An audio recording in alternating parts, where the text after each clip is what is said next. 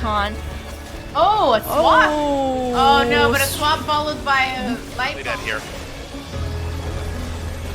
4-man mosh pit followed by a tomb. Oh no! Oh, here's Light Bomb coming in on the Genji, and that's a 5-man Light Bomb. They're gonna follow up, and they're gonna get 1, 2, 3 kills. And it's gonna be everybody dying. Oh my God! When does this happen? Everybody's dead.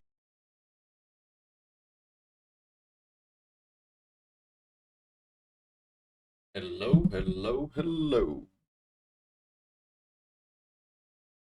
Welcome in, everybody. Welcome in, welcome in.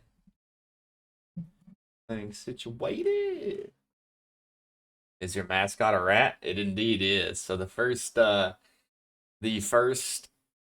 game I ever streamed was a game called Escape from Tarkov. And for those of you that are familiar with the game, there's two factions of players, Chads and Rats. The Chads being the guys who run around and are super, super aggro, and then the Rats are the people who hide in the bushes and in the corners and wait and wait and wait for their moment to shine. So a buddy of mine actually made that logo. It's really cool, actually. He's got quad nods on too, night vision, so super fun. Yeah, my buddy Johnny did that. But all right, welcome in, everybody. We got another NGS matchup tonight. Wrong is never wrong, and I'm not trolling. This is a division finals match. I think grand finals technically is what it's called. But it will be a best of 5. Our banned maps tonight were Sky Temple, which is already on the ban list, Dragonshire on the ban list, Battlefield of Eternity, and Infernal Shrines. And I just got invited to our first lobby, so we're about to launch in here very shortly. Welcome in, everybody. For those of you who don't know me, my name's Last Malkier, and we're going to be joined once again by our teammate and friend, co-caster Jay. What's up, Jay? Yep. How's it going? Great. How are you doing tonight? Not too bad. Got some games in, get some casting in. We got the full night. Hell yeah, that's what I'm talking about. Yeah, me and Jay just caught a couple quick matches. I hate Warhead. Yeah, I'm so glad that we don't have to play it. I hate that map so much. Just not fun. Nobody enjoys playing it ever. Yeah, it is kind of the worst. Although sometimes I used to like it because I could double soak the side lanes, which with just going back and forth from the sewer, and it actually made it kind of okay for my team to just run it down mid. Yeah. Yeah, Jay went auto pick and got wait, what'd you get? Probius game 1. And then Hammer. So 2 run it down heroes back to back. I played 4 different games. I got Probius twice, Samuro, and Hammer. Nice. And then one you even game play dropped. Not really well, but enough for a quick match. Gotcha. The one game we had that dropped, I rolled a Murky. So I was literally just run it down side pushers every single time. Murky, murky, murky. But my Murky is well documented GM, so they're lucky that game dropped. Would have been easy clap, huh? Yeah, it's kind of unfair to give me my main on a quick match. All right, so we saw our banned out maps: Infernal, BOE, Dragonshire, and Sky Temple. Map 1's going to be Towers of Doom. They just refuse to let you hit your button. I know, buckers. All righty. Oh, looks like Misfits is playing right now too. Oh yeah, they are. Look at the calendar. Who else playing tonight? I know there's a few matches going on, 3 or 4. Kier's in a custom, but I don't think that has anything to do with NGS right now. No. No. Misfits aren't playing. Oh, they're scrimming. Yeah, they must be scrimming. They're just talking about it in NGS for some reason.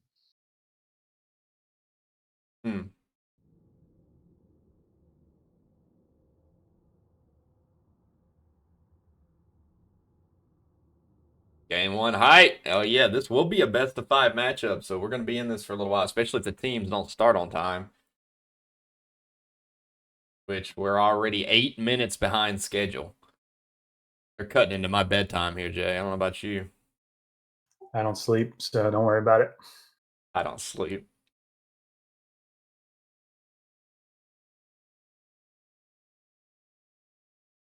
Let's see. So, how many maps do we have available after this? 1, 2, 3, 4, 5, 6 maps.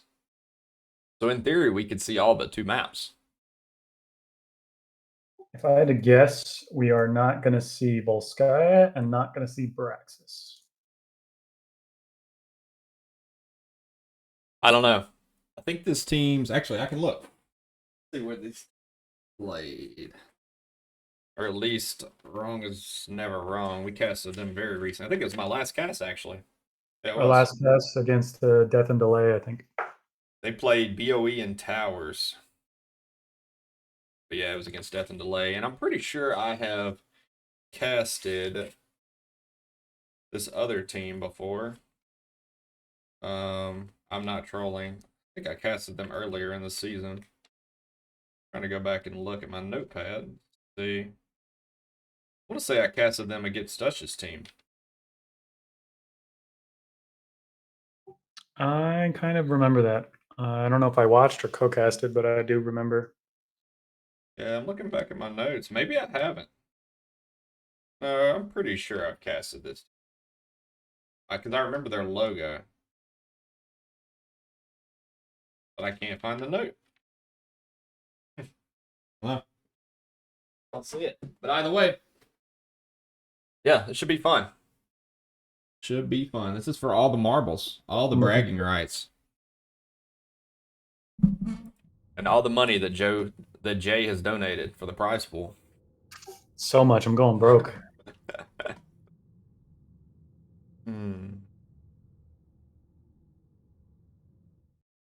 Get ready for the B-step, boys. It's not NGS.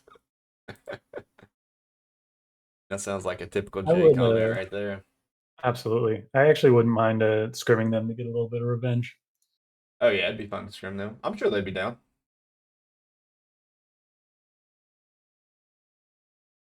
I am very sure they'd be down. Once once they finish up the season. Yeah, of course.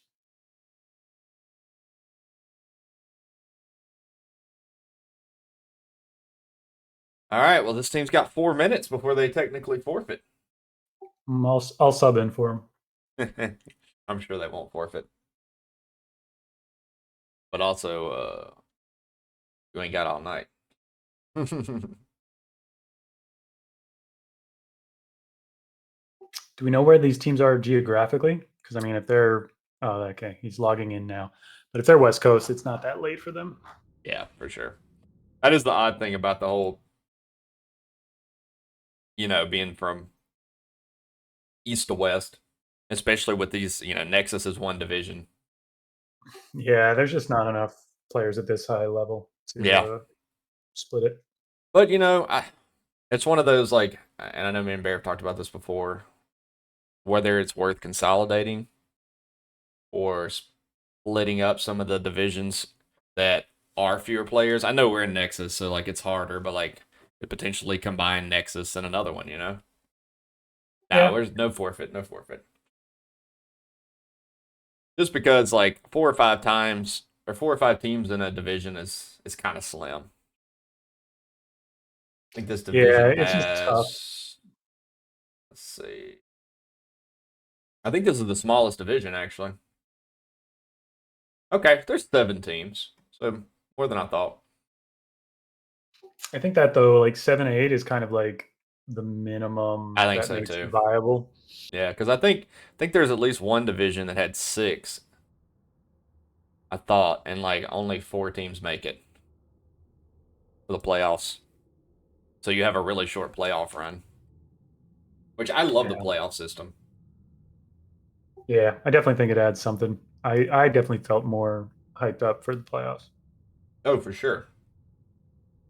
And the cool part is, you make it to the playoffs, it doesn't really matter what happened the rest of the season. Placement, obviously, is better. You get selection on first pick or map pick, but other than that, like, here, thank you for your patience. You're welcome. Tell it to the fucking fans. The fans have been dying to see this match, and you've deprived them for a whole 13 minutes. And the cool part is, like, you make it to the playoffs, it doesn't really matter what happened the rest of the... All right, here we go. Game 1. Towers of Doom.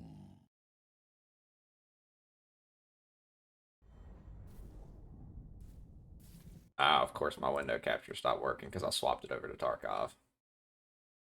Let's see. There we go. That's what you get for playing Tarkov. That's what I get for trying to play another game. Go ahead and fix this before we get into the game. There we go.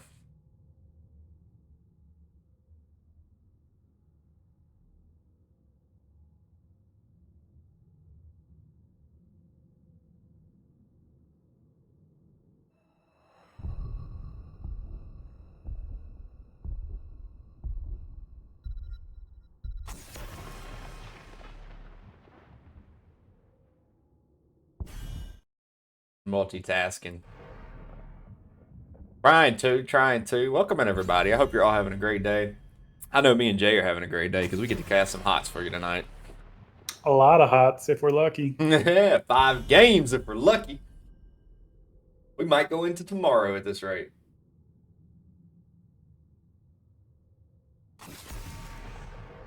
Oh no, hammer.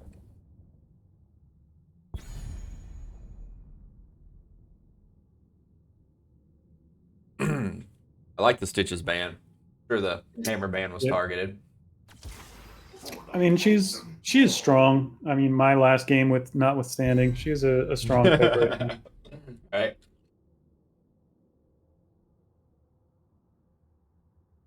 I had a terrible freaking quick match. Comp too. Playing Tracer into Brightwing, May, Asmodan. Kira was kind of meh. And then Vala was like my real target. And Vala's also tough for a Tracer just because you can just get A-clicked and just kind of die. Yeah, well, late game, she just... Because I think she went Q-build, right? Yeah. Yeah, she just blew me up pretty quick. It's a really early Vala. It is. They're not really taking any kind of traditional counters for her, but... You know, I really like to play Falstad into Vala.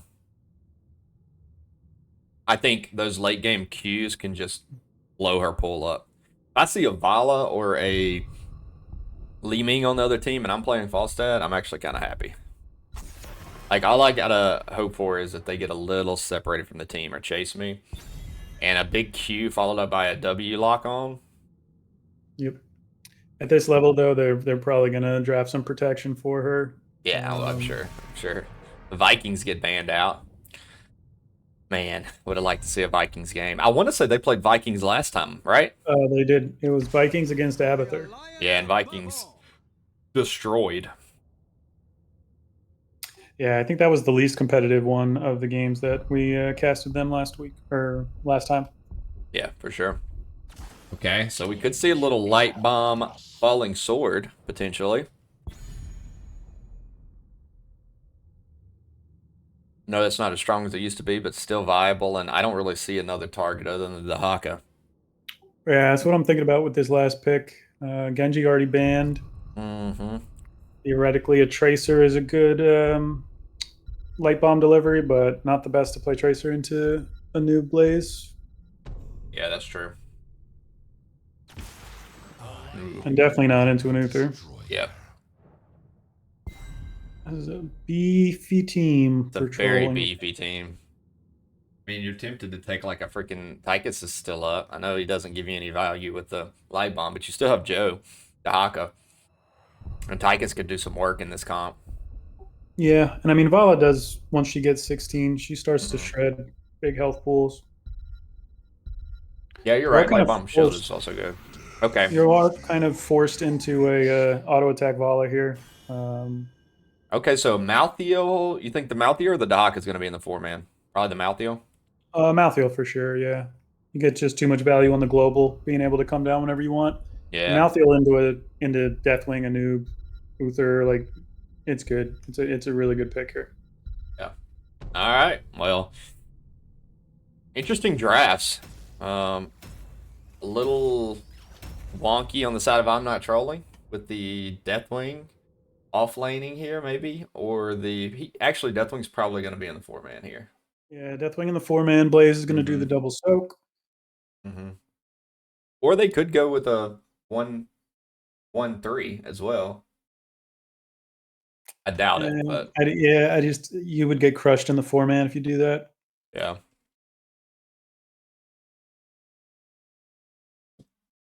I don't know. I just really like the Haka in the 4-man as well. The more I've seen it played, like his tongue gives you a ton of value in just getting quick picks.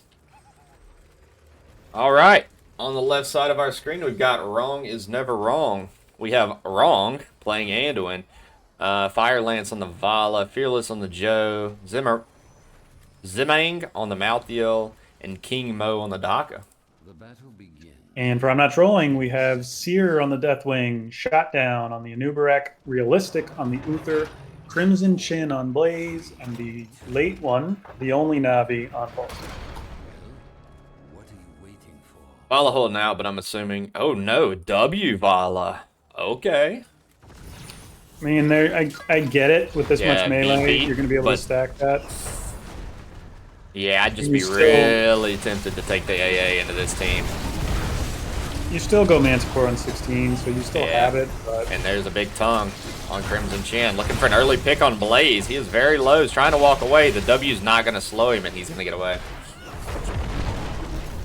Honestly, into this comp, the Malthael is actually more of a hyper carry, so it's going to be interesting to see how they play it. Yeah. And we see Malthael hanging around to catch that mid, so he's going to try to give the Haka top lane a little bit of a prio. And yeah, now he's going to rotate down. I gotta be careful here. Death's Reach with the 1 not needing the movement speed or mount speed, since he won't be double soaking this game. And they're going to get aggressive early. I like this. Use the Dahaka Global. Blaze has to walk all the way from top down if he wants to contest. And he's just not going to be here in time. Yep. Nice, smart play, utilizing the global. I don't know. Deathwing's trying to park himself on it. And now we've got the rest of the team showing up. And Malthael with no mana is sitting on the objective. He's going to go down. And that's going to be our first death on the Malthael. I would have not wagered that he would be our first death in this game. Oh, great stun by Blaze. But everyone's so low. 60 health on Falstad. He's being pinged. We see Uther die. And Crimson Chin's next. Yes, but looks like Blaze is also going to die. Dahak is going to die. Wow. And you, Here comes the flight back in, and I think the Anduin is a goner here. Well, no, they're going to turn their focus on Vala. Great leap of faith, but it's not going to save her. Yeah, I think at a certain point you got to cut your losses and just leave. Over a camp, right? We saw six deaths there over a pumpkin. And I think that, you know, I think Wrong is Never Wrong. They made the right play. They just didn't get the camp quick enough. They chased too far down into the lane, which gave Blaze and Falstad plenty of time to rotate down. Yeah, it was a bloodbath. I mean, it is the right call to invade the camp early. You're stronger. Yeah, but once you see that you don't have it, you got to leave.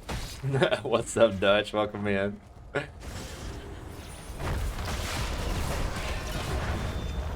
You just missed a bloodbath 2 minutes into the game. 6 heroes died.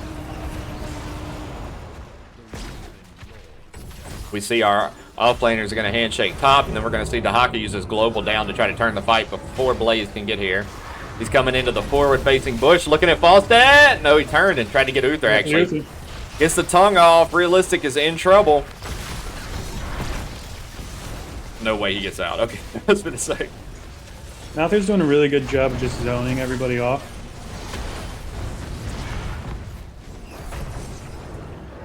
So we see Uther die, and the first neutral objective is going to go over to the side of Rong is never wrong. Oh, I saw it all.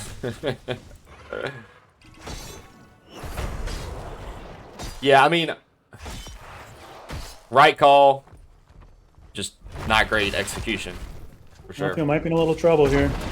Uh-oh, didn't see that. Good call. Oh, he's fine. He's fine. Gonna get juice back up.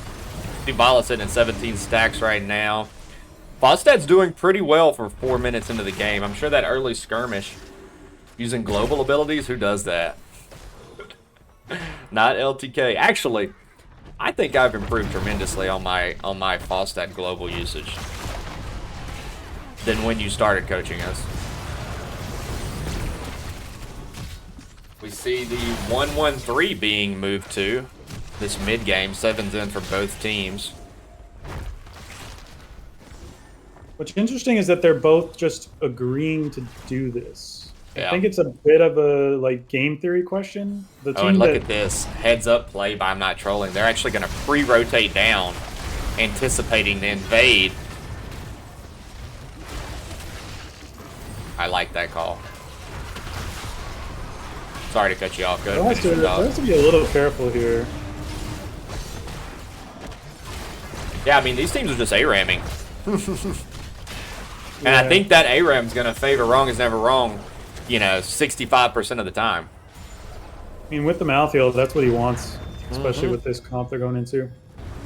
And What Vila I was also thinking wants it. about is the team that just doesn't do this 1-1-3 setup, I think has a massive advantage. Yeah. Well, unless So they it's get their interesting camps that they're taken agreeing to do left it. and right. Good tongue out on Uther once again. Malthiel's causing chaos, and Uther gets stranded. No man's land. Stun does land, but it's a little late. Deathwing now getting a lot of fire damage, but they got the tongue off on the Blaze as well, and that'll be 2 kills. Malfield just casually 1v3ing up at the top there as well. Yeah, that's frustrating. Is title messed up? What div? Yeah, it might be. I can update it. Looks good to me. Nexus div. Let me check. Oh, it says Nexus div period, and they're thinking div what? Oh, yeah, Nexus sorry. div is the div. Yeah, this is the Nexus division. I just typed that weirdly. Now See about both teams teams. grabbing the camps. Yep. We'll have 10s in very shortly. Let's take a look at the XP difference. We see about 1,200 on hero XP total difference, but it's made up on minions. Trouble. Do they have pull? You better have pull. There it is. Yep. Good leap of faith there. 10s are now in. We'll take a look at those as they come in. We do see Light Bomb. We see the Last Rites. We see Isolation, Rain of Vengeance, Blessed Shield. What's up, by the way, Droopy? Welcome in, bro. No surprises. Yeah, for the other side, we see Divine Shield, Bunker, Gust, Cocoon, and the... Is that Cataclysm? No, Burn Burn Beneath My Shadow. It's called. Yeah, it's the Cataclysm Yep. buff. That one's a I'm little kind weird, of but- surprised to see that here. Well, so on towers, right? Like you can kill forts and keeps a lot. It's not like there's a limited number on every other map. Yeah, but, like, I don't know. I just feel like Roar gets more value on this map. It's not like it's a heavy I think it just gets more value. push Period. objective. Like a heavy push map, you know? And honestly, I don't think his R is really that worthwhile, personally. Yeah. Well, we'll I think see. I've seen more Deathwings in with it than Right? Yeah, we'll see. I'm interested to see how they plan to use it. We'll see if it gets any value. Oh, big light bomb coming in. It's going to land on 2. Anubrak is overextended. Shield's going to land. Last Right's going to hit. Going to get a pick there on the Anubrak. And they had the Uther stun too, so he couldn't drop the shield on him. Yeah.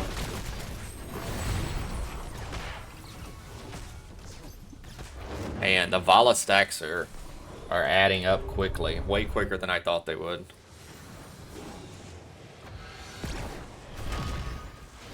Of course, you do have Deathwing to stall for quite some time. He should have one more stall in him. Blaze is here, though, and the rest of the team. And Nubrak's respawn coming in.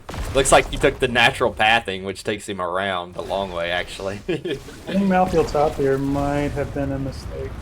We'll see. Yeah, but Luther's 1v3ing over here, trying to get an aggressive stun on the Vala, but no damage to follow up. And Malthiel back. He's gonna... He was low on mana. Ah, another great light bomb. They finish off the kill, and man, it's just Uther and Falstad are so split from their team.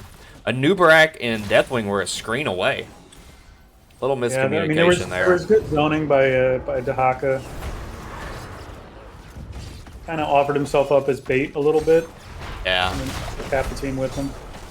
Deathwing's got to be careful here. So does a noob. Don't really want to overextend to protect from the pumpkins. I mean, they're just going to take your wall. And not even half of it. So 1 stack on the last rights. Only 9 more to go. I mean, that gets a lot of value if you can get a lot of stacks on that. You think he gets 10? I mean, the way that they fought over that first camp, it's likely. You know, I can't say that I've ever seen anybody get 10. Man, we see these huge light bombs. Great gust, though, by the Falstad. Probably just saved 2 of his teammates. The last rights, though, is going to get off. Cocoon not timely to save the Uther. Those Dahaka moves were clutch.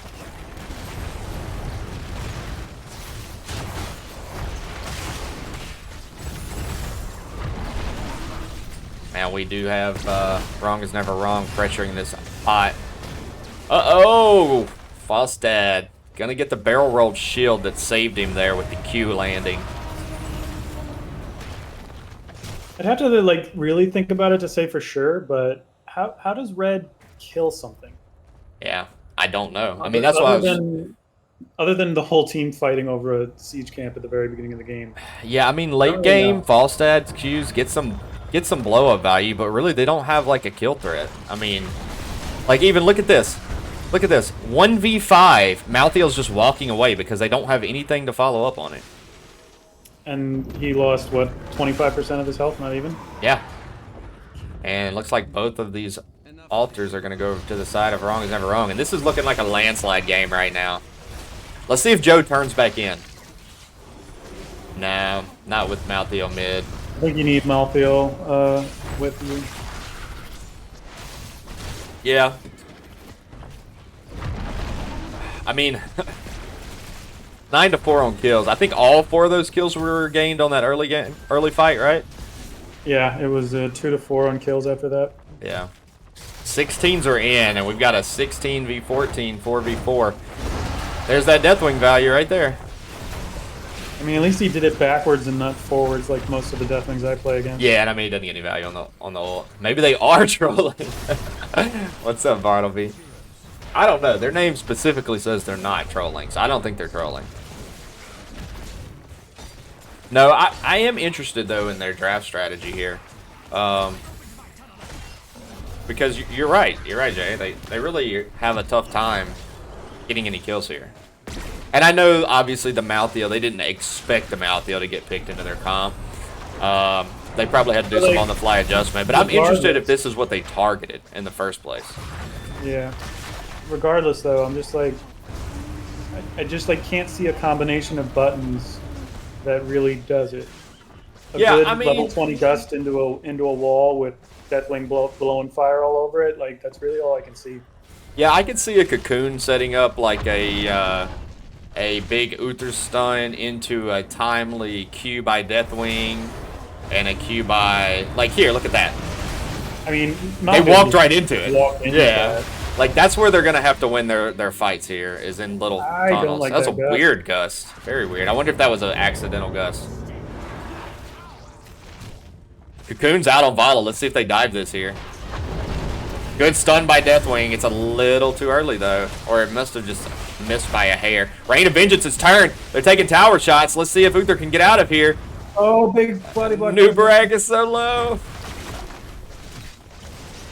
I mean, the way the Vala stacks are going right now, he might have actually been able to finish that off with a W. These W's are starting to chunk from Vala. Yeah, that indeed. 67. After 20 heroes, a multi-shot increases damage by 40. And we grant 2 hatred and permanently increase damage by 2. So 71, that's 142. And she's got Manticore now, so she can really, really chunk this front line down. Yeah. I think this is where it really is going to get tough. Or I'm not trolling.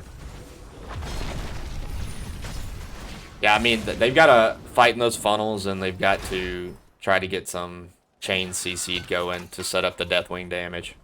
I love Deathwing. He's a great hero, but he's really reliant on a funnel or a standing target. Like right here, look at this. This is the shining point right there. That's what you want. Yeah. They do get the counter kill on the Falstad. That was a great play. Fearless is just running. No way she gets away. They're pinging her. They can't quite catch up. The burrow's not timely. And now they're getting turned on, and they're all going to die here. Bunker will delay it. They do get a counter kill on the Vala. That's surprising. I didn't see that happen. Omega dead, and they all should die here if Malthael gets his teleports. Yeah, they might get away here. Tongue? Yeah, there's the tongue. Man, as Dutch would say, this is a disaster. This is disaster. bad news waiting to happen. Bad news waiting to happen. So that was kind of what I was talking about, right? Like, that setup, kind of a mistake by Blue to be in that choke to get comboed like that. Yeah. But even with that combo, they got 1 kill. Uh-oh, let's see if this tongue lands. Woo!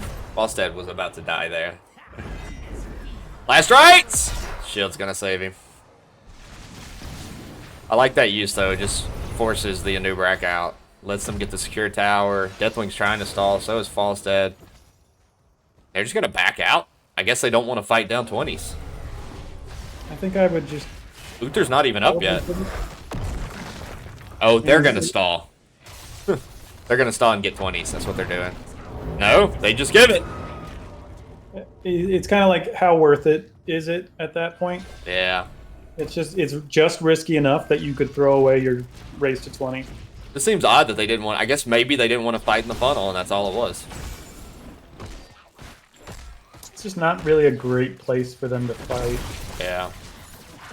But now they're going to fight up 20s. See those 20s in over this objective. Huge light bomb. Gust is not really going to disengage that well, but they all get out. That is surprising. Dahaka did use his burrow to come in and join that fight. So they blew 3 ults for no kill. Did get the shield off and Gust off, so 3 for 2. Now, noticeably, the timers on the 3 are shorter than the timers on the 2. So this might be the first Towers game that I've ever seen that didn't switch a fort before 20. yeah, both teams have done pretty well on their soak. I mean, the big difference we've seen, obviously, is team fights. Malthael gets stunned. Great leap of faith there, and yeah, they're just gonna walk away. But you notice this is a 5v4, and they just can't get a kill. Now Dahaka's here. He's gonna look for a tongue. Hanging out in this bush. Our next altars are up in 20 seconds. You really want to get this altar here. Yeah, that's what they want to do before these spawn. It's Yeah. a very competent pick to pick Malthael here. Obviously, he's great into all these beefy guys, but they have a ton of CC, which Malthael really struggles with. He's doing a good job of working it. Big Gust comes out. Cocoon on the and when Falstad is in trouble. And Dahaka's looking for the Uther once again. Does land the isolation, but misses the tongue. Sidestep King Uther. Running around with an alien head, trying to stay alive. He's just eating every piece of damage there is. Oh, I love it. Blaze did sneak an altar during all this. Wow, he almost ate that as well. Sarah's very low. Let's see if Vala's going to finish him off. And Dahaka's working on this altar here. We'll give them 1, 2, 3, 4 shots. Going to get another kill on the Uther. We'll capture this and probably just go take pulse, right? It depends on how the rest of this fight goes. They're You looking get for another more kill, or kills. if you leave even. I mean, Yeah, you can do it pretty safely right now. yeah, it's a 3v5. think And that's there you were what. talking about that Q on Vala. Like, that Q did half her health right there. Yeah. Up to 111 stacks on his Q. And they're not going to go for boss. And Nubrak's actually going to check it because he thinks they're there because that's the logical play there. Maybe just not wanting to have to force the fight, knowing that they're comfortable, and now they're going to rotate up. And that's one of those things that like, you know, our coach tells us about all the time. They just, like, what were they doing for the last 30 seconds? Kind of nothing. Yeah. And I'm sure they would look back and say the same thing. It's not being critical. It's just a matter of, like, what 30 seconds can change in a game. Now they're, instead of a 5v3, it's a 5v4. I mean, it still looks beneficial. Bunker comes out. We see the cocoon out on Joe. Yes, this boss is almost done. And here comes the gust. Roar would be great here, wouldn't it? Looks like they're going to win. They get one kill here. Another kill. Okay, I don't know who's going to win this, actually. Blue Yeah. Ranger. But again, that was way harder than it should have been, right? Ooh, Baduther taking the last death of the game. And a 5-man team wipe. The most deserved death of any death I've ever seen. Yeah, they made that a little harder than it needed to be. GG's. Yeah, and it could have just been one of those jitters. We always talk about those. But it just goes to show, like, seconds add up and change the game tremendously. We all lose and give away little seconds here and there. And, yeah, could have had a big impact. Luckily, it did not. 21-10 on kills. You can take a look at all those nice stats. I'm going to write a couple down to ask these teams about. I was way too close, indeed. I'll pick into beefers is what I'm going to write down. What other notes should we write down to ask about? Follow W build, maybe? Yeah, and I'm still a little curious about this 1-1-3 setup that they both kind of went into. Like I said, I would have to really think about it. Like, what would happen if one team just decided to not do that? I think the value is there, so I would be interesting to hear their thoughts on that. Yeah, indeed. I can look at some of the builds just out of interest. No one can stop death. All right, let's get ready for game 2. All right, Jay, where are we going game 2? What's your prediction? I'm gonna go Alterac. Alterac. Nice. Alrighty. Wrong is wrong. So Wrong is Never Wrong actually updated their logo since last time we casted them, or the NGS drop file has the wrong logo. One of the two. That's a fun game 1, though. I love Towers of Doom. I think it makes some of the most fun gameplay. Absolutely, and it's got the best potential to kind of really be a nail biter. It's probably the hardest to snowball, or the one where momentum can swing the hardest. I agree. Good map. Hey, we might have 4 more. Hey, look at him. They heard you. They were going to Alterac Pass for game 2. Is that us, Zimming? That's us. I have that caster call, man. I just know. I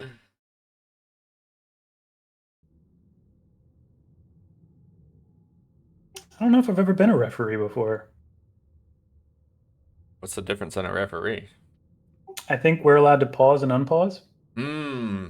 Yeah, some tournaments require that the teams can't actually do it, or that they have to have a neutral do it.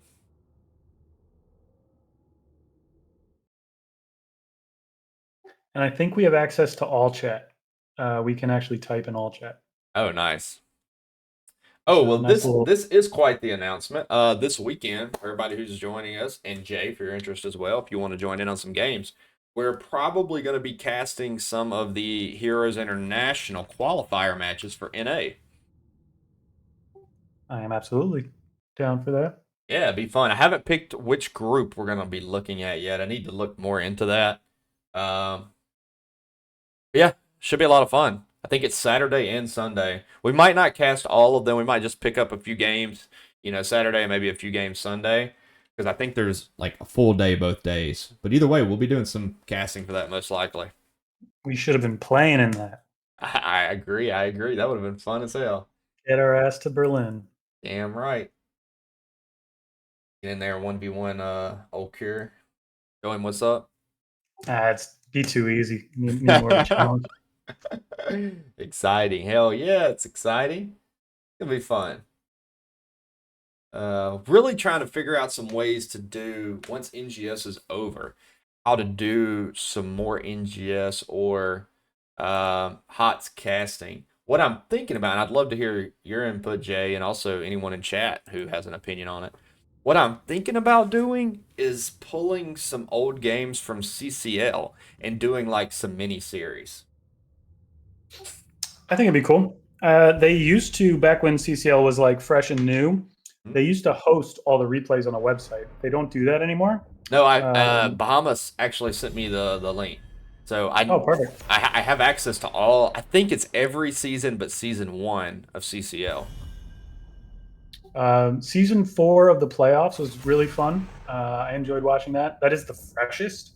So it's the one most likely to be in people's minds still. Yeah, I thought about just picking out like, a series once or twice a week and being, here's this CCL season playoff match or whatever. And like, obviously it's just a different perspective. Mine is then, I'd say do the full playoffs, and then you just kind of roll it out week after week, just like they did. Yeah. Or you could do like themed cast. What do you mean themed cast? I don't know what I think about this themed cast plan. You want me to dress up like Hogger? Pick a hero and pick games where you focus that hero. Oh, that's a good idea.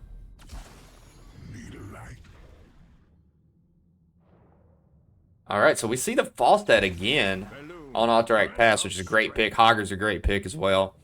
All solid hero choices so far for this map. I think you got a ban Tracer here.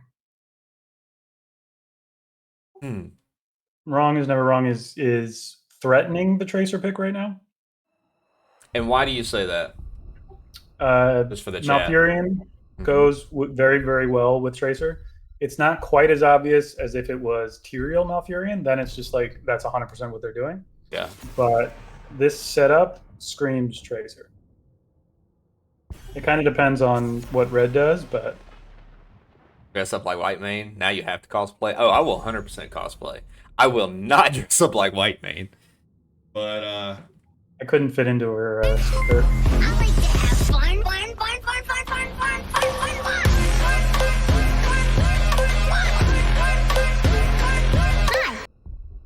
Welcome in, Raiders. What's up, Eternally Blue TV? Thank you for the raid. I appreciate it. Hope you had a great stream. Welcome in, everyone. We got game 2 of the divisional grand finals between Wrong is Never Wrong and I'm Not Trolling. Wrong is Never Wrong had a very dominant performance in game 1 on Towers of Doom, and now we're moving to Alterac Pass. So welcome in. I think I'd want to see a Jaina and a Tracer here. Jaina and Tracer? Okay. Well, you got one or two. Okay.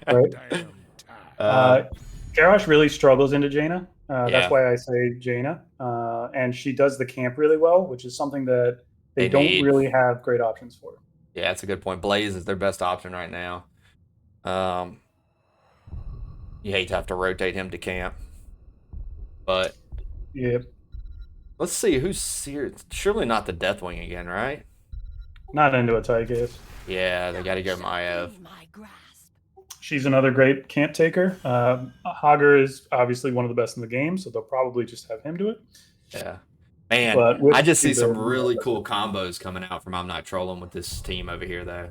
The Maev, Light Bomb, Falstad, Gusting, Hogger with the Shockwave, Garrosh, that'll be they've got some interesting options. I think a little more traditional safe comp from Wrong is Never Wrong. Where I think they're going to struggle, though, is I think their macro is going to struggle a little. I mean, Jaina is a really, really strong wave clear hero. Like 1W clears a wave. So I think it's level 2 or 3 that happens. Yeah, and Blaze is She fine. can cover that off lane. Blaze is good. Anub, Malfurion, and Tychus can kind of hold their own. I'm not too worried about that from them. Yeah, I see the big difference I could see is the Falstad. How much he gets to roam and do what he wants to do. Yeah, I mean, if you're able to just split push him, that's his value, right? Yeah. All right, on our left side of the screen with the first game victory, we've got Rong is Never Wrong. We got Fire Lance on the Jaina. We got Rong on the Malfurion doing circles. Fearless on the Anubrag. Zimang on the Tychus. And King Mo on the Blaze. And for I'm Not Trolling, we've got Seer playing my realistic on the Anduin, Shot Down on Garrosh, the only Navi again on his Falstead, and Crimson Chin on the Hogger. I always laugh when I hear that name, Crimson Chin. I think I told this story last time, right? Yeah. About the girl who's this Oh, girl see? I went to high school with. And her... That's proof. That's a proof that we've casted them before, because I remember that story. You're right. You're I'm right. talking That's about. exactly it. That's our proof. But yeah, we had a girl I went to high school with who had a very strong chin. I remember people used to call her. A huge blade stun and a big blizzard coming in. They're gonna get 1 kill, 2 kills, 3 kills. Man, that is Here's an your early combo game right disaster. This is bad news waiting to happen. So Wrong is Never Wrong coming out spicy early game. Yeah, Blaze is just busted. It really it's is. just, it's just the hitbox on that is just insane. It's way too strong. Yeah, so her initials of her name were C and C, first name, last name. And she had a very strong chin, so her nickname was Crimson Chin to both teams. It's terrible. And no, I did not call her that. Okay? I'm a better person. Sure. I'm a better person than that, Jay. I know what you're thinking.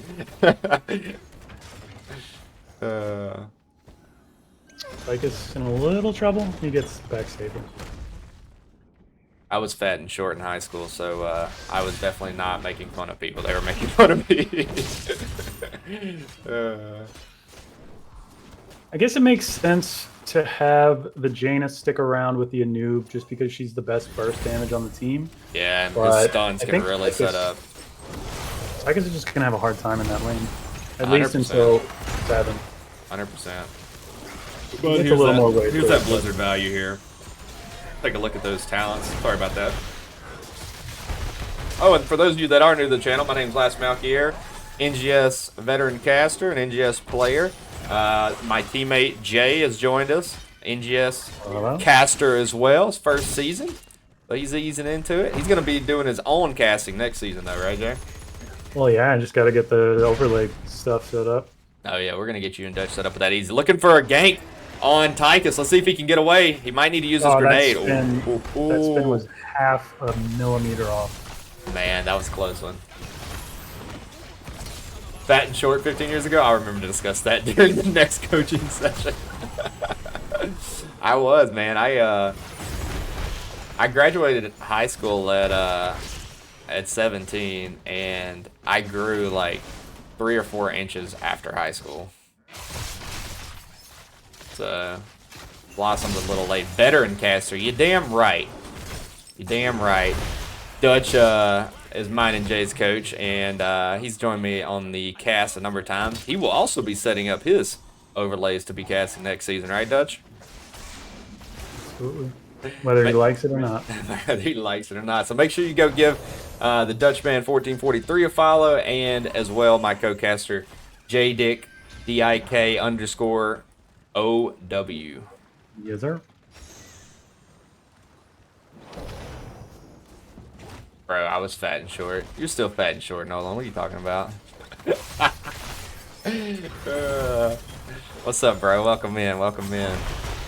Thanks for jumping in, man. Appreciate the support, as always. Always appreciate the love and support. If you hadn't smashed that follow button, by the way, make sure you smash it. You will enter yourself into our giveaway. We're not far away either. So you want to make sure you are entered into that giveaway. Both teams just pushing out mid. No one has yet moved towards objective. Great throw on a new brag, but he's just going to be able to burrow right out of there. Something to watch out for is Anub is capable of soloing this. So if he sees an opportunity to sneak over there, he can start it himself. Looking for a gank Tychus on the actually Hogger here. I mean, on the Tychus. Let's see if they get it. They're going to. Yeah, Tychus is dead meat. Oh, the stun misses, but yeah. His team's responding. Malfurion saves his ass. And they turn and get aggressive, looking for the kill on the Gary. And they get it. And for the Hogger. Man. that's a MVP by Rong. into Brute, and then Blizzard. It's really strong. Like this is what we were looking for from Red last game. Like how do you kill people? That's how you kill people. 100%. We keep saying that, but I keep not wanting to do it. Oh, dude, it'll take me, you, and Jay get in Discord, and I can have y'all shit set up in like less than an hour for sure. Well, once you get it all set up, that's all you got to do. I just log in 20 minutes before and throw on some team names and roll. See our first objective being threatened here, but Anubrak's gonna have to back off. We see Jaina and Malfurion over here working on camps. 5-0 on kills, and level 10s will be in shortly. I'm sure Rong is whatever Rong is just gonna look for those level 10s and then make their play. Take a look at those 10s as they come in. We see Odin. We see Tranquility looking for another gank on Tychus. Oh, but he's high IQ Tychus. Water Elemental Bunker and Anubrak. Gonna go Cocoon. No real surprises. Honestly, though, with how well their CC chain has been working, I wouldn't have hated to see Ring here. Yeah. I Cocoon's guess just it's a so little good. more. Great toss there by Gary. Probably just saved his Anduin, and now Anduin can turn around and repay the favor. These boys just tossing. We see our first objective taken in favor of Wrong is Never Wrong. We do still have that 10 advantage, and I eat my words. 10s are coming in. Oh my goodness. That has to be a misclick, right? What happened? I missed it. You're going to see in a second. You'll catch up. Wait, am I delayed? What do you mean? Falstad that has to be a misclick. There's no way. Oh, he went Hinterland! Okay, yeah, I'm not trolling, for sure. I mean, I guess the idea behind it is let's set up a light bomb into a Maiev cage into a hinterland, but Man, Gus is just a game winner. 2 bosses on this map. Yeah, level especially 20 on Gus, this game. Probably the best ult in the game. It's definitely the best ult, I think, on this map. But let's see, they could prove us wrong. Yeah, I mean, anything can happen. I want to see their blow up comp. I mean, you're right. That's exactly why they're doing it. The Hortipult, Warden's Cage, yeah. Now I'm kind of rooting for Red just so I can ask why the hell you would pick Hinterlands ever. Stream's over. Everybody go home. Yeah. Very interesting selection, but let's see what happens with it. See Hogger finish off his race. And man, that's just the huge luxury of having the Hogger. He's gonna rotate up. Yeah, sure, Jaina's maybe 3 or 4 seconds behind, but it's not that far behind, you know? Tychus is in trouble. They get the full combo off on him. The taunt lands as well, and he's gonna die. Good pick there. Worth trying to save him. Water Elemental's out. Let's see if Maev's in trouble. I think she is. Yeah. And they're looking for more. Let's see if the Blaze stun. Ooh, ooh, ooh. That Water Elemental, if he lands that stun, she's Falstad's dead all day. Barely whiffing on the Gary son. I'm really excited for this first big 5v5 fight. I want to see, I'm not trolling, prove us wrong. I want to see a stupid blow-up comp that just, like, destroys 3 of them. Falstad in trouble. Great burrow by a noob. And now they take bot fort. Let's see, do they prio the boss? That's my question. I don't think so with Falstad having flight. I mean, sure, he's got flight, but he has Hinterlands, so what do we give a shit? Yeah, just being able to rotate down, because the Tychus wouldn't be able. At least it would be a 5v4 for a moment. Yeah. Also, this Maiev build is one that I only play into extremely high health. Uh-oh. Definitely Diablo. Anduin's in trouble here. Anduin's in a lot of trouble. So, Warden Cage out is trying to zone out for the Anduin. Do you see Tychus get picked off topside? We missed that when we were watching this, and they're both going to survive. That is surprising.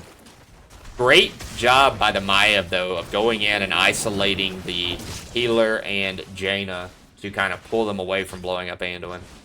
But this is the problem with Cage, right? Is now you don't have it for 80 seconds. So Yeah. disc is like 40, or maybe even less.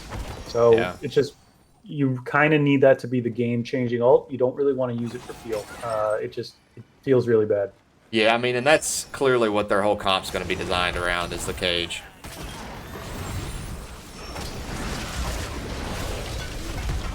Great stun coming in on the flank is Blaze. They're looking at the back line. Anduin is in trouble.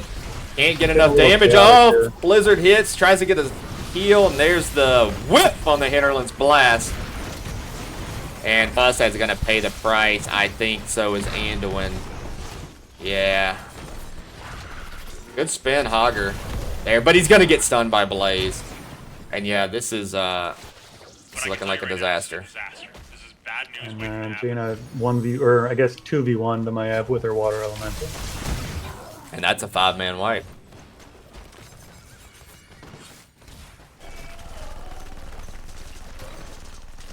Looking really tough right now for I'm Not Trolling. What was the seeding on this? This is the number 1 and 4 teams, if I remember correctly. I mean, Rong is never wrong. I guess it's just really feeling themselves tonight. But this one looks even more lopsided than it did last time. Yeah, well, Wrong is never wrong. So I think 22 and 4 on the season right now, and I'm Not Trolling was like 13 and 13 or 13 and 11. So there's a little disparity in win rates and on the season. Maiev's going in looking for the Jaina, but she gets turned on. Leap of Faith hits. We see the Cage come out, but no follow-up on that. Really just zoning them off of the objective. Hogger's trying to recapture, and it's going to be able to. Tychus free taking top. Great Blaze stun there. Hiding in the bush, but gets tossed. Bunker is out. Let's see if Blaze can survive this light bomb and focus. Cocoon out on the Maiev. Hogger uses his Hortipult to get away. But it looks like Gary's in trouble. He's going to get picked. So will Anduin. Those boots aren't going to save him today. And that was a 16 advantage fight there. Again, though, kind of the same issue from last game. How do they I kill? don't really see how the kills happen. Like, Maiev is one of those heroes that can definitely 1v9 in the right hand. But Yeah. Wait, who just got Hinterland blasted? I missed it. Oh, they were looking at Tychus. But again, only hit one person with it. No CDR. Yeah, 110 Blaze? Gotta be seconds. careful here, Blaze is inting right here for sure. No way, right? Okay. Yeah, he's not getting away for sure. Let's see if Hogger can get in here and make a difference. Maiev is trying to as well. He doesn't have Hortipult, so he can't. Now he's probably just dead. Yeah. That was unfortunate. And you can just really feel the desperation right now by I'm Not Trolling. That boss is going to go take keep. They're going to have to defend this objective as well and just let it push. They do have a 4v4, so do you opt to just go aggressive and just give your keep here? I think that's what they're planning on doing. Looking for the gank on Tychus. He's overextended, but Maiev's focus is on the healer. I'm wondering how much the score line is getting in their heads. Because the game is not quite as desperate as their playing is making it sound. I don't know. They're 3 levels down, man. Yeah, but like there's a lot of room to come back on Alterac. With the way that the core works and all that, like You're right. really tough to end on this map. It is tough to end, but it's also tough to fight down level 20s for 3 levels. Sure. When you have a keep pretty much gone by. Let's see. They have a healthy wall mid and a healthy wall top. We'll see our next big... Yeah, I think if you're red team, you got to run at them and try to fight here. Tychus is still down. 100%. This is your last game. Nubrak gets tossed. The leash does not hold. And Gary's in trouble. Does get the leap of faith. I mean, you just got to turn and go back in, though. I mean, I don't think you're at run it down territory yet, but you are definitely at we need this fight. Light Bomb misses on the Hogger engage. Warden Cage is out. Bunker is out as well. Stasis is going to avoid the Hinterland's blast. Heads up play there by the Jaina. Water Elemental just pushing Maev out. Great leap of faith save there by the Anduin on the Uncle Gary, but Hogger is now in trouble. Does he have his spin? I don't know that he does. Gets slept. Here it comes. Cocoon out on Maev as well. Everybody's just pressing every buttons, and Maev's going to be our first death here. Gary trying to throw the damage dealers away. And now a great burrow is going to come in. Get the kill on Uncle Gary. Tychus is going to use that Odin. Staying aggressive here. Going to take the keep. Leave Blaze on the objective. Capture that. And yeah, that's GG. There's just no way they survive this. Yeah, you need 2 keeps down to really end here, and they're Yeah. going to easily get this before the objective even spawns. Yeah, and with that staggered kill, it's 100%. Yeah, there's not a lot you can do here for red. Nope. And, you know, this is a much more decisive victory than Game 1 was. Game 1 was a little bit of a nail-biter, so this is one of those games, you know, just like we experienced in our second-round playoff match. Demoralizing victories are really hard to come back from. Yep. And I think right now, I'm Not Trolling is going to have to go back to the drawing board and ask how we can get into this Game 3 and keep this series alive as we see the core drop. I don't know enough about their hero pools or anything, but they need to kill shit, and they need to just draft something that can team fight. Because they're not even really like drafting macro comps. They're just kind of drafting, I don't know, subpar comps. Yeah, we see very consistent 2 games though by Wrong is Never Wrong. 21-10 on kills in Game 1, 21-4 in kills on Game 2. So you can clearly see the kill disparity there.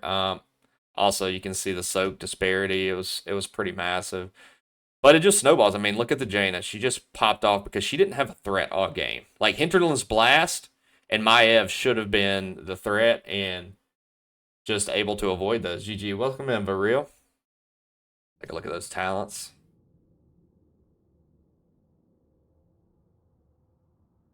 And we'll get ready for our map 3. This could be our final game of the night if I'm Not Trolling doesn't turn this one around. All right, Jay. I like to have fun. Hold on real quick. Yeah, We're getting ready. Welcome in, everybody. Welcome in from NGS 2. Saw y'all had some great matches going on tonight. For those of you just joining us, this is the Nexus Divisional Grand Finals. What's up, Sil? How you doing? We got Wrong is Never Wrong, and I'm Not Trolling. Wrong is Never Wrong is now up 2-0, so I'm Not Trolling is going to have to really turn this one around. We'll update that.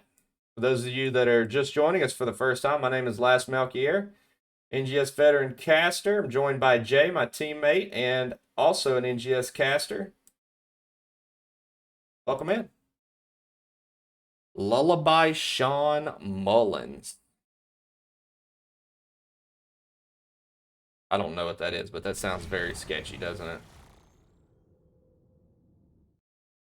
I did notice that we've had a lot of Sophie B. Hawkins coming out of Dutch's stream lately. What is this song? This song sucks. I'm wasting your points, Dutch. I'm cheating, and I'm gonna guess that our next map is Garden of Terror.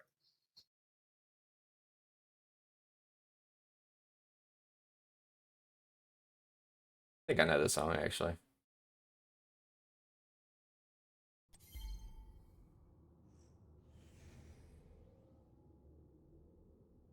Oh, wait. Hold on. I need to leave. Got me as a spectator. Does it matter if we're ref or spectator? No, I think it'll be fine, actually. Yeah, it'll be fine. Yeah. I've heard this song. For sure. Just didn't recognize the name. All right, map 3, Garden of Terror. Great guess. Jay's 2 for 2 tonight. And honestly, the way this is going, I don't think I'll get another opportunity. Alrighty. Hey, I'm on team I'm not trolling for game 3. I want to go to a game 4 at the very least. Yeah, I want to see him put up a fight at least. It's very easy, as we well know, to just get super tilted right now. Mm-hmm. I think just reset the mentals, pretend it's game 1, and just play your best game. Yep, for sure. I expect we're going to see the Falstad again, but I think they're going to just have to figure out something different to secure some kills. Ironically, though, this is probably, of all the maps we've played so far, where I like Falstad the best.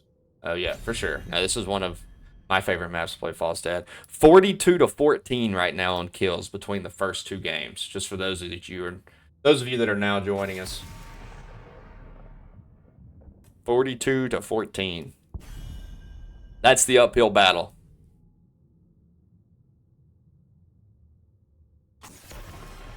I honestly don't hate the Jaina again.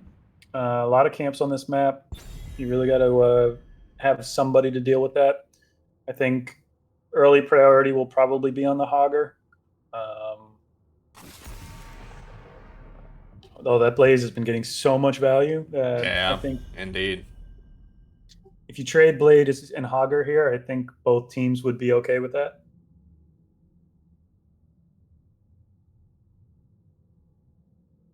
So we're seeing a few different bands with the Junkrat. We hadn't seen that band in games 1 and 2, right? No, it was Stitches and Yeah. I forget the other one. Sergeant Hammer and I forget the other one. See the Hogger get picked up immediately. Again, Hogger really good on this map for the camp takes. And then you just trade a Blaze here and probably the Anduin again?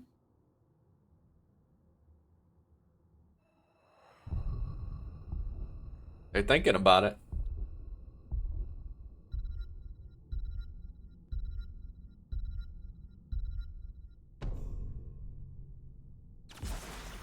Blaze and Stukov. Close.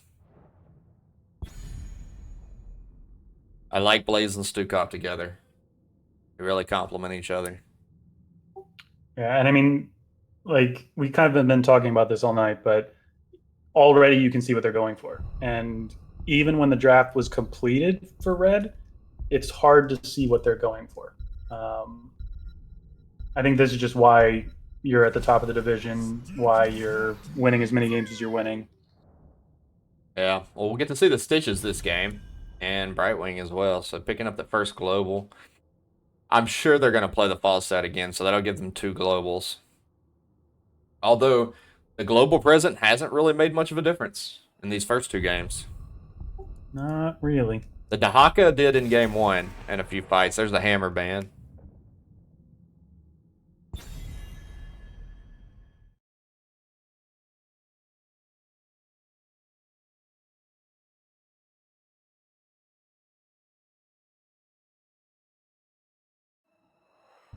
All right. We'll look at our last band for I'm Not Trolling. The Joanna.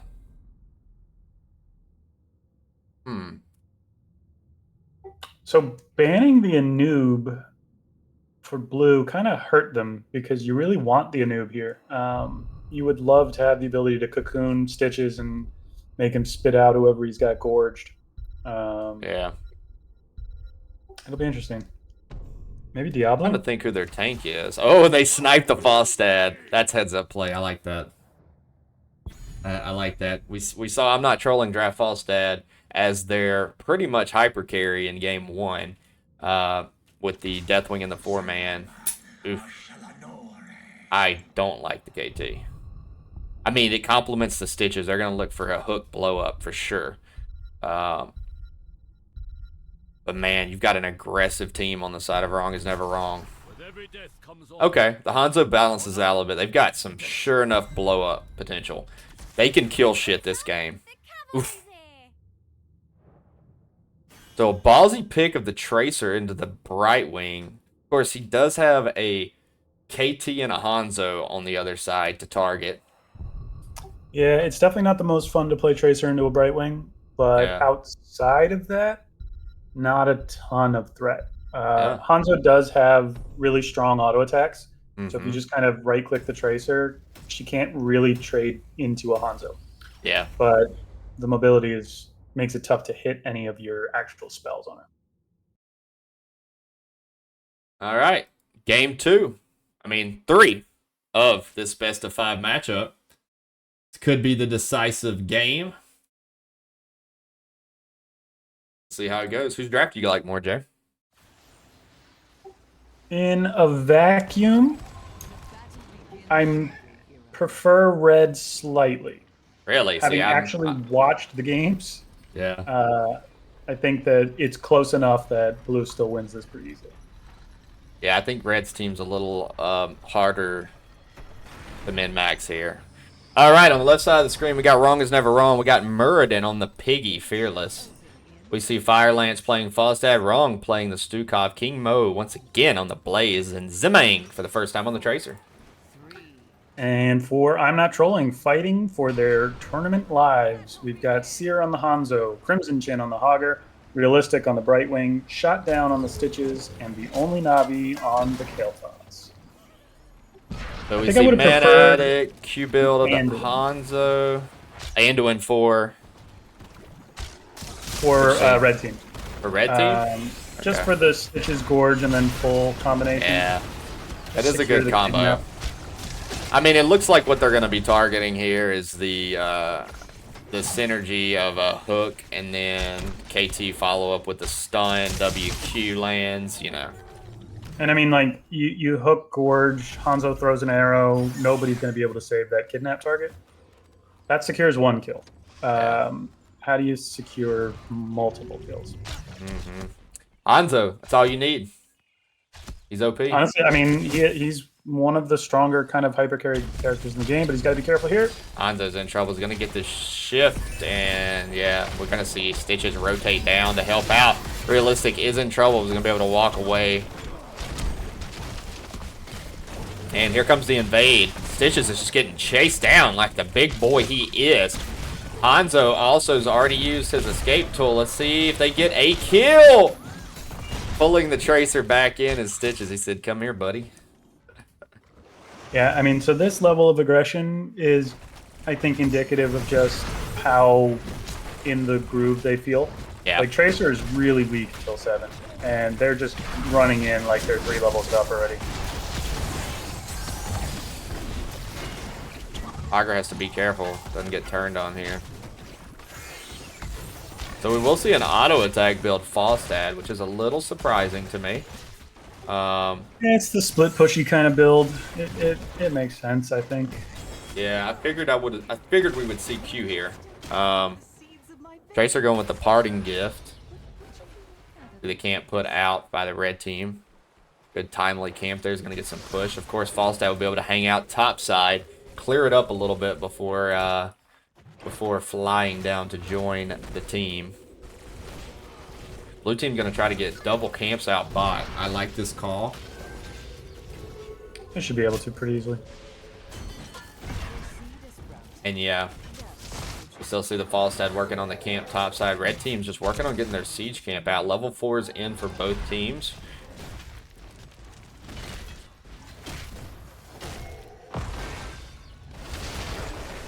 That'll be a little cover hill Tracer. I don't know how many blinks she's got.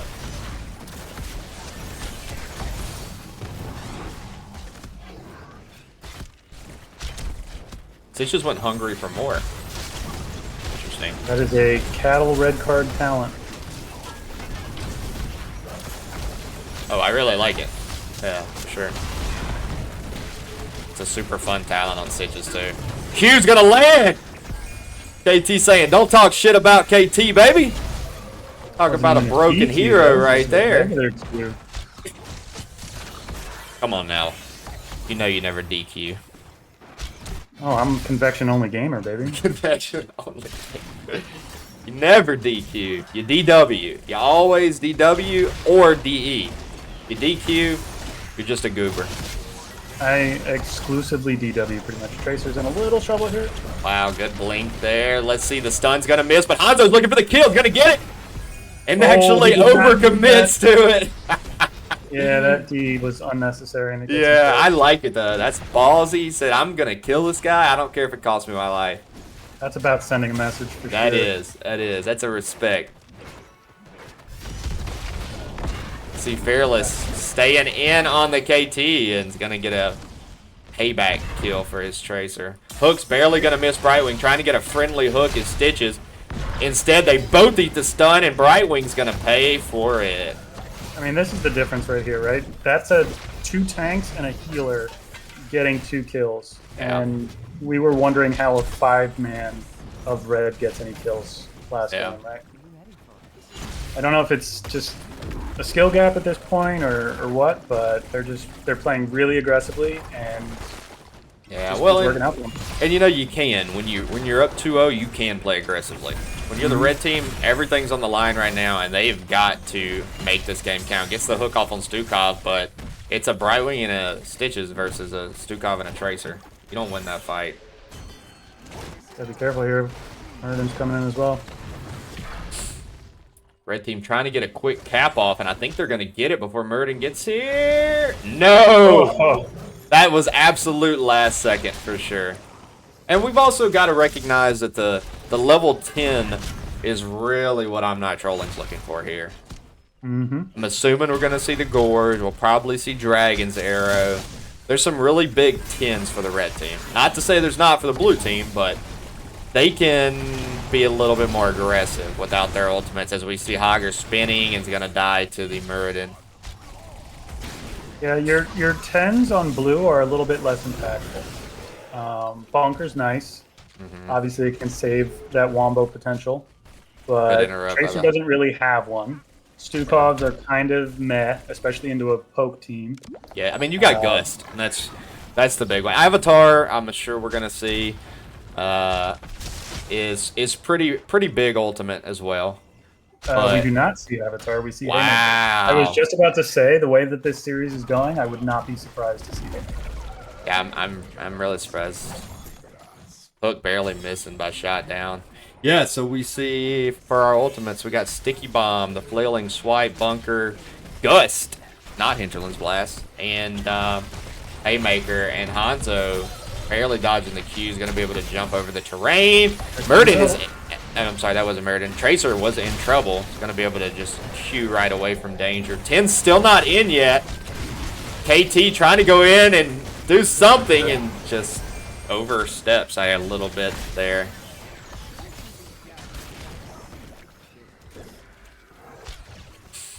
Yeah, I mean, Tracer's just playing with no fear right now, which is kind of how you have to play her. Yeah.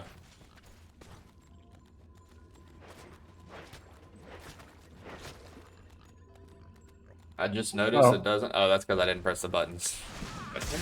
Thank you, I appreciate it. I've got to update it, that's why. 2-0 for blue is the answer. And we see the Phoenix coming in. I like Phoenix. Needed to be cast a little bit further to completely interrupt here, but does the job of pushing back the team. Tracer gets that camp out. It's going to rotate down now. So we see Dragon Strike instead of Dragon's Arrow. Shockwave, Emerald Wind. Yeah, it's pretty common with Gorge. And that was my whole concern right there with KT. Is like, you don't have retreat points in this map, and KT's not very mobile. You step up and into a Tracer Falstad, you're really asking for it. So we see 3 heroes down. The seed's gonna go over to Wrong is Never Wrong.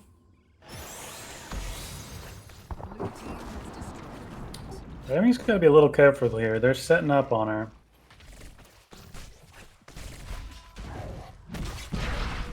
13's now in for Wrong is Never Wrong. Mura's just going for solo plays at this point. Yeah. That's no fear right there. Indeed, his name says no fear. And look how blue this map's turning. Now we haven't seen I'm Not Trolling really be able to get their ideal comp rolling here. Being a little on the back foot at the moment. I'd like to see them get the 13s and then try to get aggressive. I mean, they've got to show some aggression to get back into this game. I just don't know, like, what do we even get on 13? We get CDR for Kael'thas. We get... Extended hook, man. What do you mean? Well, sure. That's the only thing I can really think of. Yeah, extended hook. Thanks, bud. For sure, for sure. I think we get... Is that the armor reduction talent for Brightwing, or is that the... I don't know. I don't play more Brightwing. shields? Didn't tell you. Murden Yeah, looking we for a don't really Q to get- follow up with a lurking arm. Hogger in trouble. Gonna get the shift. Here comes the dragon to try to zone. Pretty much misses. Hanzo's in trouble. Gets stunned by the blaze, and the follow-up lurking arm is gonna finish him off. Phoenix is out, but Kael'thas once again is running for his life, and that's why I just, man. I think that pick handcuffed them a little bit this game.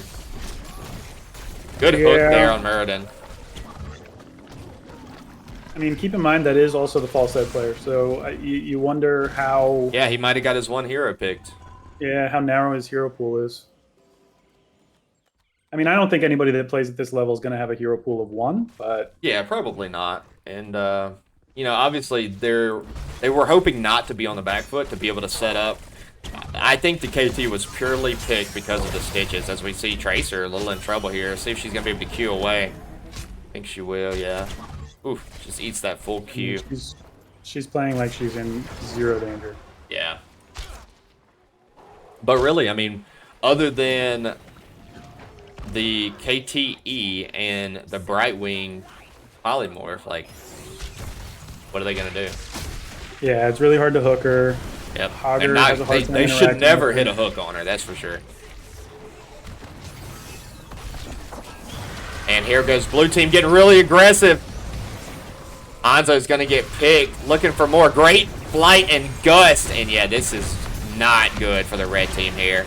KT's next. Mana Shield's not going to save him forever. Stitches is going to get picked as well. And He man. doesn't even have the shield yet. Deserve death of any death I've ever seen. Yeah, he went mana addict. Oh no, you're right. He doesn't have it yet.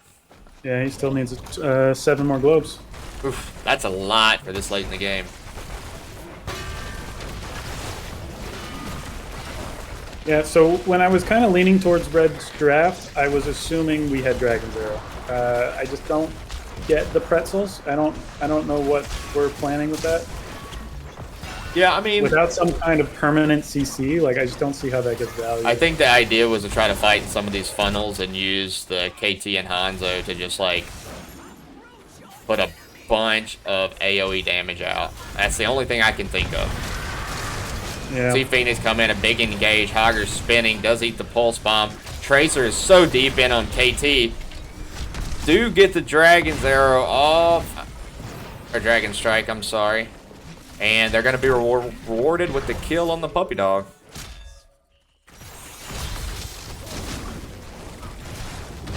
Big Q there, and the haymaker value coming in.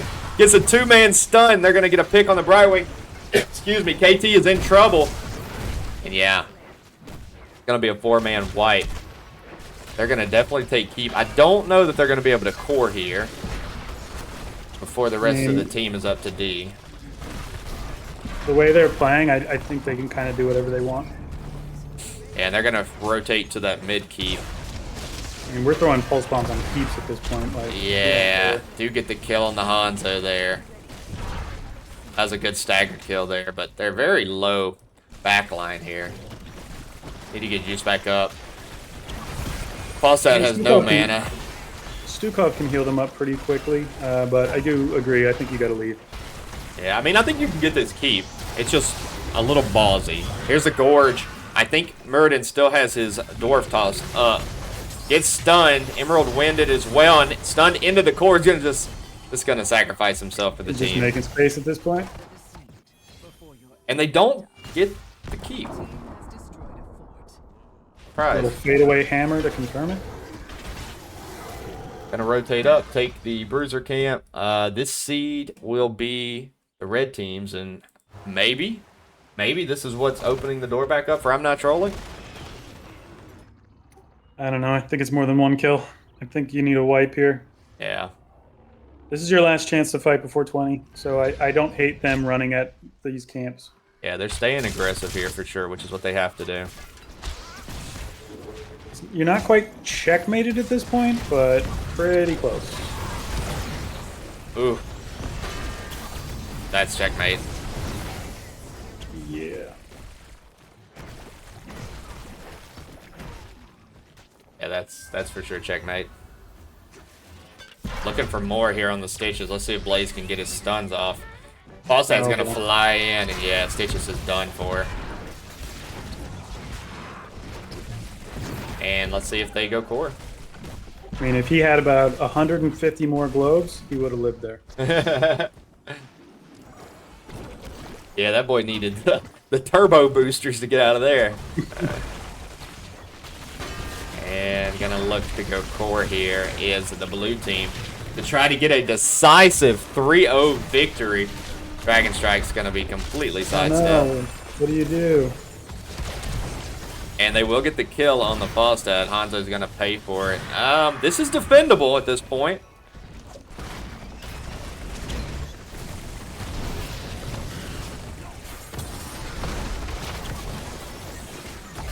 Meredith's playing very aggressive on the Brightwing. He's gonna get the kill. Hogger looks like he might be in trouble as well. See the Stukov get gorged though. That's a good defensive gorge there. Tries to use the flailing swipe to buy some time. He's gonna pay for it. But Murden's just hammered on the core, as is Blaze. Tracer is gonna die. No, gets the shielding from the Q jump. Blaze does have his bunker out. And we've got two separate skirmishes going on here. And they're gonna get the kill. But Hanzo's back up, and we've got some low health pulls here. 10% on the core. Gotta focus the Blaze. Yeah, Blaze can do it. Yeah, I think Blaze finishes here. Honestly, this is one place where the Blaze non-ult upgrade would have gotten a ton of value. It does a lot of structural damage. And I would just like to point out that... Oh, never mind. They got 26 kills. I thought they had 21 kills. They were level 21. I was going to say, they got 21 kills in all 3 games. Exactly. But 21, 21, and 26. So they total outkilled them, let's see, 42 plus 67 to 19. Yeah, that definitely felt a little bit lopsided. Indeed. But don't go anywhere just yet. We will offer the team an opportunity to do a post-game interview. I will message them and see what they say.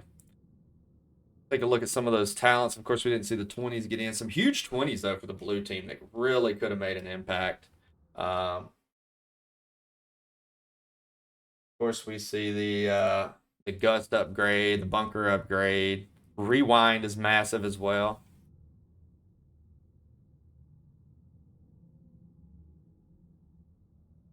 He said, not me.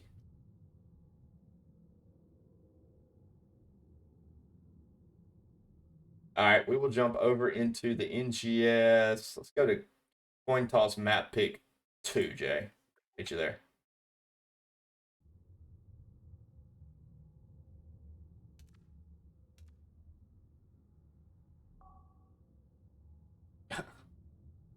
Okay. Well, that was no information there, buddy.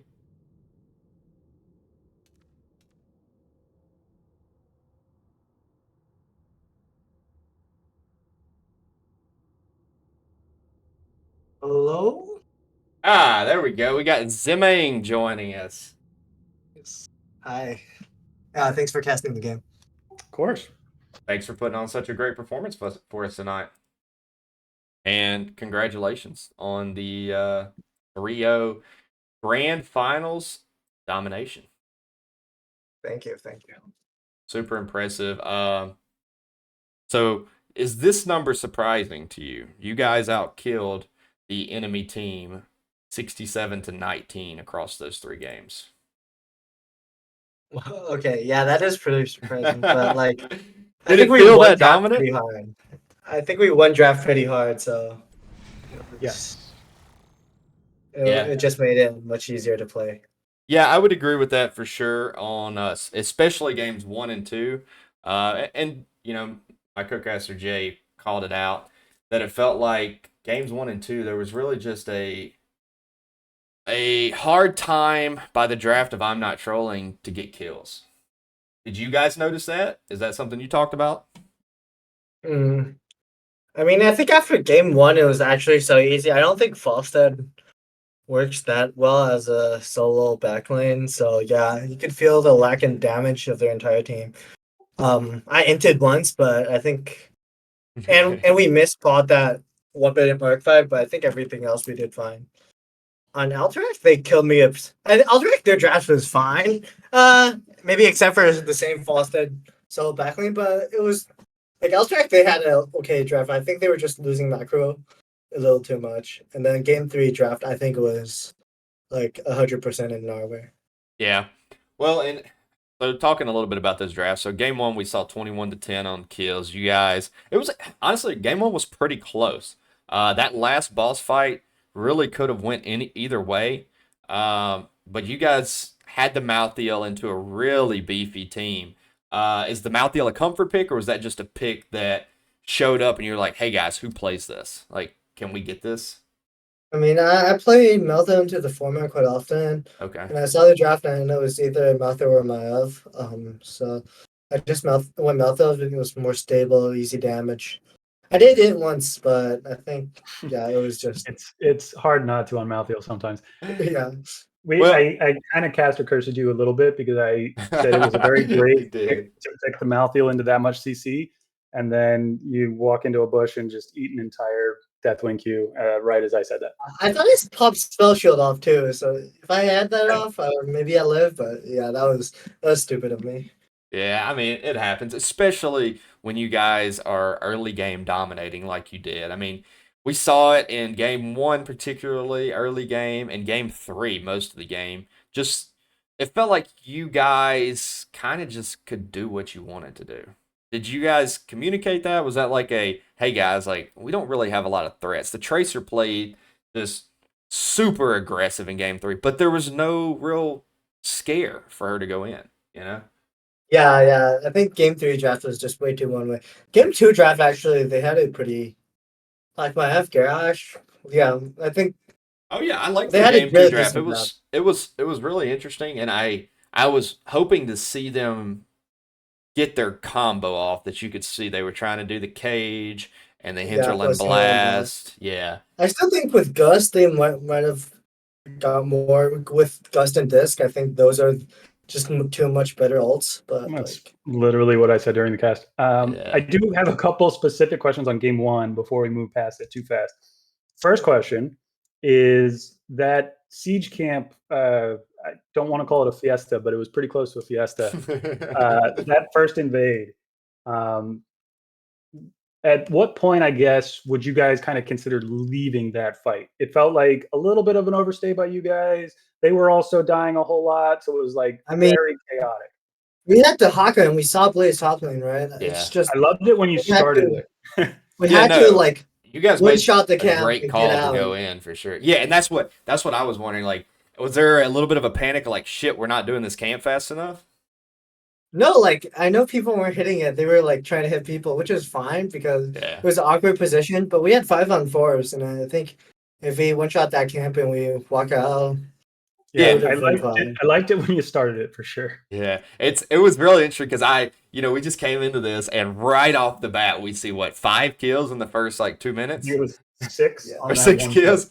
Yeah, and I think that was like, I think it was like 2 minutes in. But yeah, no, I love the call. It was great. bringing in the Dahaka, using the global early advantage 5v4. I think you guys had a better draft anyways. Like even a 4v4 would have been fine. But yeah, it seemed to fall apart quickly. But okay, and here's my real question from game one. What were the comms like right before the boss call was made? Because it seemed like a little uncertain. Yeah, I did not I totally forgot about boss. And Fire was like, "Oh, we can just do boss and win." And he was like, "Do we do the bottom two camps and then go for boss?" I was like, "Yeah, let's just go the boss." So like, we could have done Gust a lot faster. And I don't think Gust would have been up. But yeah, the call came a bit late. I totally forgot about it, which is my bad. Yeah, I mean, And I was just curious. It's like one of those things. Like Yeah. our coach has been telling us, like the second hand and the chit chat and like well, what about this? What about this? My team, Jay's on my team. We do this a lot, and it just it costs seconds. And I think that was just a really good example for people to learn from of like one of those situations that it can cost seconds and potentially impact the game. Yeah, definitely. Um, It was My last game one question is I found it really interesting that both teams kind of accepted and opted into like a 1-1-3 setup, and especially you on the Malthael. I kind of want to hear your thoughts on if you had just given that mid lane, let your team double soak, and you just committed to the 4-man bot. In my head, I feel like you would have gotten more value. Were you guys afraid of like a split push from the Falstad on mid? Like what? Why the 1-1-3? I mean, I think for me as Malthael is like I'm a melee hero, right? Like I don't do much just sitting bot unless we look for engage, which is when we have Gotcha. Johanna, right? Pre-10 engage isn't that so well, my thoughts usually on something like whether I'm out there on my F is I like to play mid first. That way I free up the Haka. The Haka has power over Blaze, and then we come down together. And that way we have like that way either Blaze is still stuck mid, clearing that lane, or Falstad has to go mid to clear that lane. And either way, like it makes Vala's world much easier, and I think it makes the Haka's world much easier too. I don't think double soak is. I don't know. I think, in my opinion, it becomes less of a prior. I think playing 1-1-3 is just it guarantees wave prio for both top and mid, which lets it Interesting. just make much easier to play into. I really That's like how I see it. I like that explanation because thinking about it, you don't really as Malthael have a ton of like push structure damage. Vala with the W build doesn't have. I mean, she's fine, but it probably did work out better for you guys. Yeah. Would it have changed your mind if you had, say, an Anubarak Greymane in your 4-man? I mean, I don't think I view Greymane as kind of differently. I think it's a strong push hero, but I think the hero isn't that good, or especially early game at team fighting. So if I was a Greymane, like, which is definitely pickable into their comp, I would have been playing more topside too early game because rotating up I think Greymane, it wins Yeah. most trades. Like not even ganking. Like I might have been doing top camp and then pushing top 4. Like the hero just wins most 1v1s. And I think that's the value it brings to, I think, rather than just team fighting. It's split push is better than team fight. Those are some, I think, actually really good explanations. And me and Jay are, not not questioning anything. We're just trying to use these interviews to learn a little bit more. We're in Div D. We're trying to work our way up the ladder, and it's always great to be able to pick some brains of higher level players when we can. So yeah, let's talk a little bit about Alterac Pass. I just wrote Jaina OP and Hinterland ? Those were my 2 notes. So I thought the Jaina was a really good pick. I think Jay predicted that pick, and I actually would like to talk about that for a second. My prediction was Jaina Tracer. Were you guys thinking that, and then were scared off by the Garrosh? What was the draft idea? Yeah, I was Jaina with Tracer was like it was also a free Tracer game, but yeah, I'm not the cleanest Tracer. I'm not the cleanest Tracer, so I'm kind of like pussied off it, and I was like, I might just let's just play Tychus Jaina and then make Garrosh's life miserable, which and I think Tychus allowed us to get like a lot of like They left side lane pressure. they which left also Tychus went well. alone a lot topside. They really Yeah, I was hitting like I naded every one of my nades were on building structures, not on waves. I That's got a funny. lot of structure damage. Yeah, I noticed that. I was like, and they did rotate up and gank a couple times, but for the most part, you were just left topside to kind of free push, and it paid Yeah. off with that late game, or early game fort taking, late game topside pressure.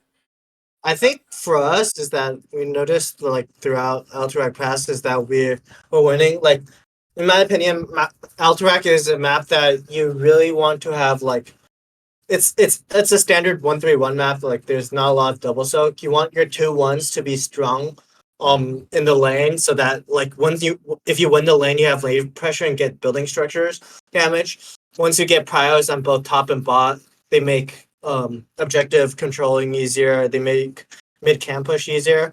So I think once both me and Chingmore, Blaze and Tychus were winning the lane so hard when they having so much structure damage that they had to gank us.